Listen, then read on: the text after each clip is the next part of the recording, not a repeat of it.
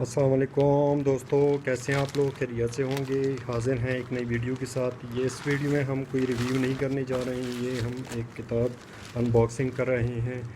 یہ دیکھیے بڑا خوبصورت انہوں نے وہ کیا ہوا تھا ریپرز میں ڈال کے نا سارا کچھ۔ تو یہ کتابیں ہیں جواہر لال نہرو صاحب کی، جو کہ لکھی گئی ہیں تاریخ کے اوپر۔ تو یہ 3 جلدوں پہ مشتمل ہے، اور اس کا اردو ترجمہ جو ہے طاہر منصور فاروقی، اور ساتھ میں جو پبلشر ہیں وہ تخلیقات ہیں۔ تو یہ کتابیں نہرو نے 1931 میں ایک خطوط کا سلسلہ شروع کیا تھا اپنی بیٹی کو، جس کی عمر اس ٹائم تقریباً 13 سال تھی۔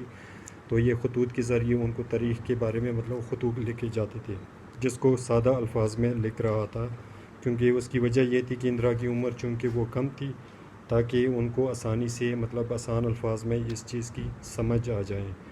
تو یہ اردو میں ہمارے پاس 3 اس میں ہیں، اور پھر ان خطوط کو، جن کی تعداد کوئی تقریباً 200 کے قریب تھی، اور اس کو glimpses of the world history کے نام سے کتابی شکل میں شائع کیا گیا۔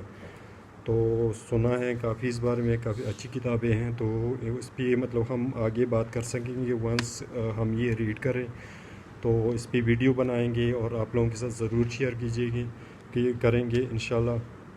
آپ لوگ سے گزارش ہے، کیونکہ ہمارا اس چینل کا مقصد ہوتا ہے پاکستان میں کتب بینی جو ہے اس کو فروغ دینے کا۔ تو چینل کو لازمی سبسکرائب کیجیے گا، اور یہ دوستوں کے ساتھ بھی ویڈیوز شیئر کیجیے گا۔